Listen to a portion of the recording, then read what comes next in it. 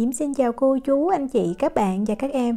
Còn vài ngày nữa là ngày đưa ông táo thì hôm nay Diễm chia sẻ một công thức xôi gấc mà mình có thể đóng khuôn cá chép rất là đẹp và đơn giản, cách làm cũng nhanh gọn nữa. Và công thức này mình dùng bột gấc thay vì gấc tươi. Mình làm để mình xem bột gấc và gấc tươi thì cái nào ngon hơn. Và công thức này ngoài đóng khuôn cá chép mình cũng có thể đóng khuôn thường rất là đẹp. Bây giờ mình cùng vào bếp làm món xôi gấc cá chép này với Diễm nha. Đầu tiên mình đi làm phần đậu xanh trước. Lấy một cái nồi nhỏ nha. Diễm sẽ đi vo 150g đậu xanh. Đậu xanh thì mình không có cần ngâm ha. Quan trọng là mình vo cho sạch. Mình vo cho tới khi mình thấy nước trong. Do như vậy để đậu xanh mình sẽ giữ được lâu hơn. Tại thường mình cúng cũng 1 ngày hoặc là 2 ngày để bên ngoài vẫn ngon. Để cho phần đậu xanh này đậm đà đó thì Diễm có thêm 3g muối là 1/2 muỗng cà phê. Nước thì mình cho 500ml nha. Rồi bây giờ mình bắt cái nồi đậu xanh này lên bếp và mình bật lửa lớn. Mình nấu cho đậu xanh nó sôi lên. Nếu mà dùng bếp điện từ thì mình khuấy lên tí xíu ha.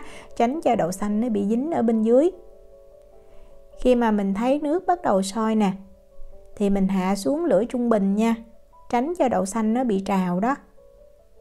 Rồi bây giờ nếu mà có bọt thì mình hớt bọt sạch và mình nấu ở lửa trung bình này cho tới khi mà đậu xanh nó rút nước còn xăm xắp thôi. Thời gian thì khoảng từ 8 cho tới 10 phút. Đó, như vậy thì Diễm thấy rất là ngon nè. Mình lấy nắp mình đậy lại và mình hạ xuống lửa nhỏ nha. Bếp Diễm có 9 số thì Diễm để số 3 và mình nấu ở cái lửa nhỏ này trong khoảng thời gian 20 phút là đậu xanh chín mềm ngon. Đây là đậu xanh mà Diễm đã nấu xong rồi. Đậu xanh đạt là nó phải nở ra hết như vậy và nó thiệt là mềm dẻo nha. Lúc mà mình nấu cho đậu xăm xắp mặt nước đừng có cạn quá thì đậu xanh nó dễ bị khô. Rồi bây giờ Diễm cho vào đây 165ml nước cốt dừa. Về đường thì mình cho 80g. Và Diễm có thêm 35g bơ. Nếu mà mình không có bơ mình có thể thay bằng dầu ăn nha, dầu dừa cũng được. Và do mình tạo hình mình đóng khuôn đó, vì vậy Diễm thấy mình nên xay nhuyễn đậu xanh thì sẽ đẹp hơn. Còn nếu mà mình thích ăn đậu xanh thô thì mình không cần xay cũng được. Xay như vậy thì Diễm thấy nó nhuyễn mịn và đậu xanh nó ít có bị khô hơn, nó ẩm đó. Đó, Diễm đổ ra cho mình xem, mình xay nhuyễn mịn như vậy. Rồi bây giờ mình bắt lên bếp mình xên cái đậu xanh này nha. Đậu xanh này để xên nhanh thì đầu tiên mình cứ để cái lửa lớn và mình khuấy đều. Khi mà mình thấy đậu bắt đầu sôi lên như vậy thì mình hạ xuống lửa trung bình nha. Và lúc này nếu mà nhà mình có mạch nha hoặc là đường gluco thì mình cho thêm vào 30g. Còn nếu mà không có thì mình cứ bỏ qua, cái nhân nó vẫn ngon nha. Diễm cho mạch nha hoặc đường gluco để khi mà mình đóng khuôn mình tạo hình đậu xanh mình để ở ngoài nó không có bị khô, nó vẫn mướt. Rồi bây giờ mình tiếp tục mình giữ lửa trung bình này, mình cứ khuấy đều theo một chiều thôi cho tới khi mà đậu bắt đầu nó săn lại. Đó, khi mà mình thấy nó hơi dẻo và nó hơi tróc khỏi cái chảo thì mình hạ lửa xuống nha. Lưu ý tại vì nếu mà mình để cái lửa trung bình cao thì cái đậu này nó dễ bị tách cái chất béo ra, dầu hoặc bơ đó. Và khi cái đậu xanh này nó tạo thành khối thì mình nên để cái lửa nhỏ nha. Lúc này Diễm để số 4 nè. Và cái đậu xanh này để cho nó mềm ẩm lâu thì Diễm thấy mình không có nên xên cho nó cứng quá. Diễm xên Diễm thấy Diễm cân lại được là 560g, rất là ngon nha. Mình cho ra chén như vậy, rồi mình lấy cái màng bọc thực phẩm mình đậy sát lên trên để cho không có bị khô. Mình để đây cho nguội, mình đi hấp xôi xong là mình quay qua mình tạo hình được.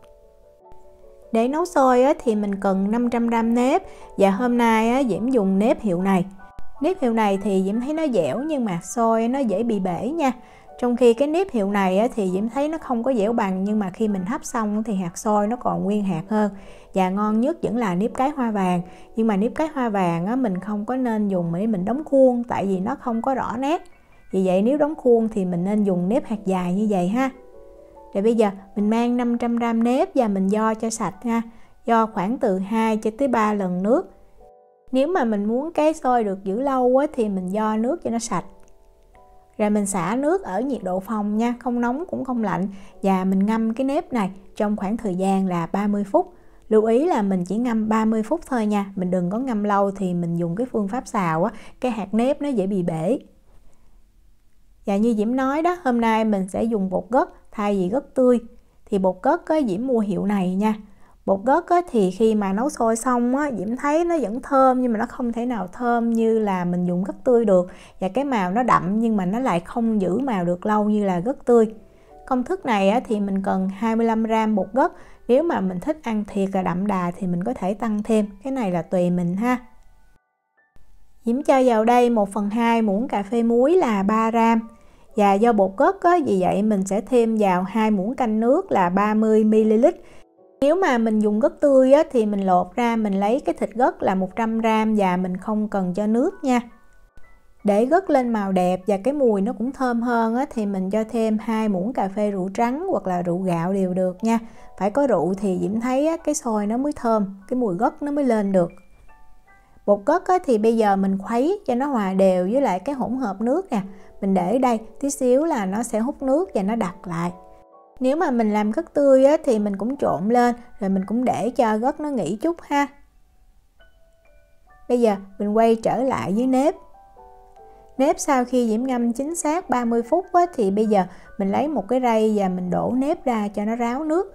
Lưu ý là mình để cho ráo nước nha. Tại vì nếu mà nước còn nhiều á, mình đông thêm nước nữa khi mà mình xào nếp á, nếp nó dễ bị nhão.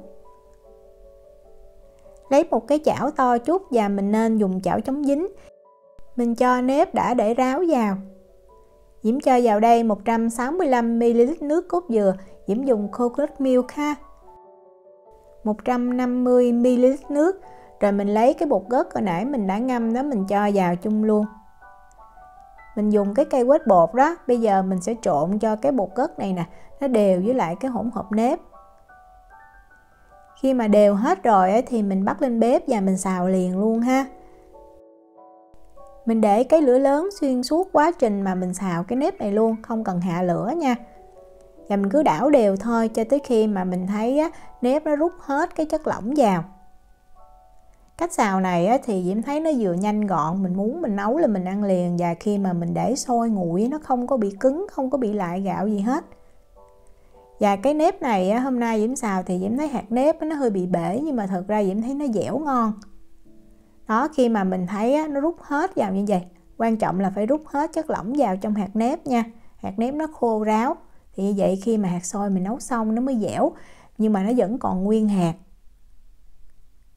Đó, mình đảo đều lên tí xíu nha, tại vì nhắc khỏi bếp cái chảo cũng còn rất là nóng. Để hấp thì Diễm dùng cái sửng tre này và Diễm lấy thêm một cái tờ giấy nướng bánh Diễm cắt lỗ, giấy nến nha. Còn mình có vải thì mình lót vải cũng được. Rồi mình cho cái nếp đã xào vào. Cái sửng này cái đường kính của nó là 28cm thì mình hấp 500g nếp Diễm thấy rất là vừa. Mình trải nếp ra cho đều nha. Và mình tạo thành những cái rãnh như vậy để cho hơi nước tỏa lên đều thì nếp nó mới chín ngon. Bắt sẵn một cái nồi nước sôi và mình để cái sửng nếp lên mình hấp. Mình hấp nếp này ở lửa trung bình trong khoảng thời gian là 15 phút nha. Với cái cách xào nếp này thì khi mà mình xào nếp nó đã chín cũng khoảng 50% rồi. Vì vậy mình hấp rất là nhanh. Sau 15 phút mình nên mở ra mình kiểm tra. Mình ăn thử cái hạt nếp ở trên cùng nhất. Diễm nhìn ở đây thì Diễm thấy nếp nó đã chín ngon. Tại vì hạt nếp nó bóng này, nó dẻo và nó trong, nó không còn cái màu đục của hạt gạo đó. Đường thì mình cho vào 50g, tùy mình thích ăn ngọt nhiều hay ít. Và lượng đường mình sẽ chia ra làm khoảng từ 2 tới 3 lần. Tức là mình cho 1 hoặc 2 muỗng canh đường vào, mình trộn đều. Rồi mình tiếp tục mình cho tiếp ha. Như vậy thì đường nó mới thấm đều với hạt nếp hơn. Khi mà cho hết đường và trộn đều rồi thì mình đậy nắp lại và mình tiếp tục mình hấp ở lửa trung bình trong khoảng thời gian thêm 5 phút nữa là xôi chín ngon. Xôi chín thì mình nhắc khỏi bếp và mình mang mình đi đóng khuôn liền ha. Và trong thời gian đóng khuôn thì mình nên đậy xôi lại, giữ cho xôi nó nóng nó ấm thì lúc mà mình đóng khuôn nó sẽ đẹp hơn, xôi nó không có bị săn lại. Đưa ong táo thì cá chép rất là phù hợp, vì vậy Diễm có cái khuôn cá chép này. Khuôn này bằng nhựa thì Diễm thấy dùng cũng được thôi, Diễm thấy có một loại khuôn bằng kim loại là đẹp hơn nữa. Tùy mình thích nha, mình có thể cho một lớp xôi, rồi một lớp đậu xanh, rồi một lớp xôi, hoặc là lớp đậu xanh nó nằm ngay giữa lớp xôi. Diễm thì Diễm thích một cái lớp đậu xanh ở bên ngoài cá. Vì vậy Diễm bóp nè, cái đậu xanh này cho nó mịn ha. Rồi mình mới để xuống ngay chỗ phần cái vây. Và mình tán đều ra lên trên gần phần mắt chút nè, và xuống phần đuôi luôn. Và cái phần đậu xanh này á, Diễm có cân thì nó khoảng 60 cho tới 70 gram. Rồi mình lấy xôi á, mình đắp lên trên thôi, rất là dễ. Đắp đều lên ha, đuôi nè và những cái vây luôn. Sau khi chia đều hết cái phần xôi này á, thì mình dùng tay á, mình ém lại tí xíu cho nó chặt đó. Rồi mình lấy ra thôi. Đối với lại cái khuôn nhựa này thì Diễm thấy lấy ra rất là dễ dàng. Đó, ngay cái vây nè, mình khởi nhẹ và tự động nó rơi ra. Vậy là mình đã xong. Và để tạo hai mắt á, thì mình có thể dùng 2 cái hạt đậu đen. Diễm hết đậu đen rồi nên Diễm lấy 2 cái hạt tiêu nè. Mình cầm và mình bóp chặt chút là nó dính lại giống như 2 mắt cá vậy đó. Và sẵn tiện á, Diễm cũng muốn đóng thử xôi mà bằng khuôn này. Khuôn có chữ như thế nào. Thì Diễm thấy đối với phần chữ này á, để làm nhanh á, mình cứ cho cái đậu xanh lên hết, đều hết. Sau đó mình dùng cái dao hoặc cái dao nhựa như Diễm nè. Đó, mình cắt ra như vậy. Và cái chữ á, mình không có nên làm cho nó dày quá ha. Tại dày quá lúc mà mình ấn xôi vào thì nó sẽ bị tràn ra ngoài. Rồi mình cho xôi lên thôi. Cái này thì Diễm làm thử thôi. Diễm thấy cũng rất là dễ luôn. Vậy là mình đã làm xong cái xôi cá chép để mình đưa ông táo rồi. Cái cách nấu xôi này thì Diễm thấy xôi mình để 1 ngày ở bên ngoài vẫn dẻo ngon, không hề bị khô cứng hay là lại gạo. So sánh giữa bột gấc và gấc tươi thì tất nhiên gấc tươi ngon hơn nhiều. Bột gấc Diễm thấy cái hạt xôi nó không được bóng bằng, và lúc mà mình hấp xong nó không giữ được cái màu tươi. Diễm chúc cô chú, anh chị, các bạn và các em thành công với lại món xôi gấc cá chép này. Nếu mà có thắc mắc gì thì cứ để lại lời nhắn hoặc là gửi tin nhắn cho Diễm. Diễm cảm ơn sự quan tâm theo dõi video rất là nhiều. Hẹn gặp lại trong những video tiếp theo. Chào tạm biệt.